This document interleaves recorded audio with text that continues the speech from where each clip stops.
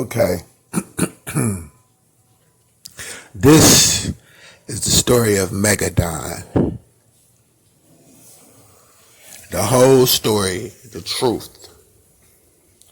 Because I see things that make me know that setting up some clarity is kind of necessary. So, this is it.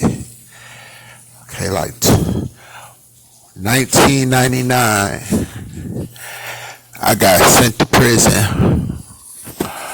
The courts was like, you going to prison. You about to do all the time. the courts, they was like, your ass is going to prison. And they gave me some time. You know what I'm saying? They gave me a lot of time. You know, so when I got to prison, you know what I'm saying? I was put into a cell, you know. My security status was going up the longer I was in there. I mean, my security status ain't do nothing but go up. So they put me in the cell. You know, while I was in the cell, there was this guy next door. His name was Kareem Muhammad Ali. I hope I'll get a chance to see this guy again because he was cool as fuck. I would love to meet him and drink a 40 and some shit like that because he was cool as fuck, this dude. But anyway, I didn't really see him though because we was through a wall. You know what I'm saying? But later I got to talk to him and know him better. And he was as solid as it, like I'm saying. But anyway, when we first met, we was talking and shit, chopping it up. We was from different cities. He was from like Youngstown or some shit like that. I don't know where he was from really. Dayton, he might have been from there too. I don't remember. But anyway, we chopping it up. So it come a point where, you know, we could have kept on talking, but he just got quiet. I'm like, okay. You know what I'm saying? So he's probably occupied with some shit, I'm figuring. But anyway, I say, damn, man, nigga. I mean, what the fuck you doing? You know what I'm saying? Because, I mean, it's just the time it was boring. And my nigga said, he said, I'm underwater. I said, you underwater? He said, yeah, man, I'm underwater, man. I'm reading this book, man, about this shark, man. I'm underwater. I said, for real? You know, a nigga sitting in the cell, I ain't got shit to do. I ain't got no Bible. They ain't give me shit. You know what I'm saying? But they, you know, I just got in there, and I guess the little library, they come past your gates every now and then. But I mean, I wouldn't know that shit anyway. But anyway, he's like, man, I'm gonna shoot the book to you when I'm finished. So cool. Now, when it was finished, he sent the book to me, and I got to reading it. You know what I'm saying? And I'm gonna tell you the truth. I don't read anything, everything, and shit like that. I'm like a repellent motherfucker. I mean, you could come up to me and be like, man, let's smoke some weed, get drunk, and I just naturally be like, nah, man, fuck that. In my mind, it's like I repel shit. I'm just naturally repellent, even though I might want to do it. I just naturally say no. But this book had came to me like that, you know. So I read the book. You know what I'm saying? It was about this.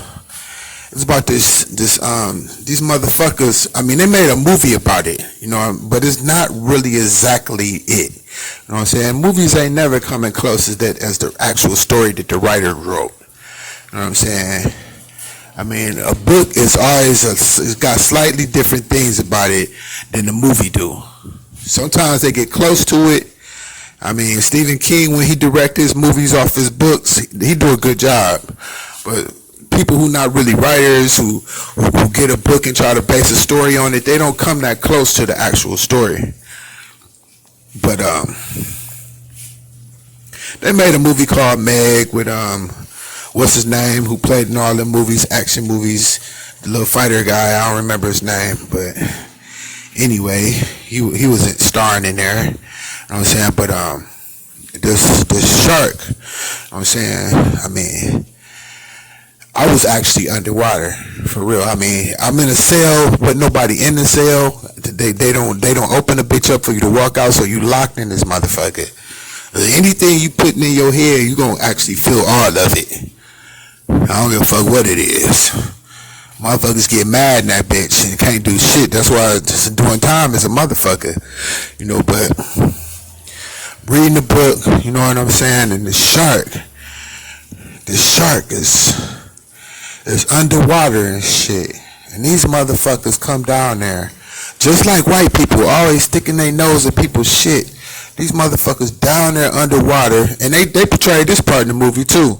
These motherfuckers down there underwater in somebody, this somebody's backyard. They the aliens. You know what I'm saying? Motherfucker come down here in a spaceship. Y'all motherfucker don't know what the fuck they gonna do. Y'all bitches walk up to them with y'all hands out trying to shake they shit. You might get blasted. Cause they don't know who the fuck you is. They on a mission of their own.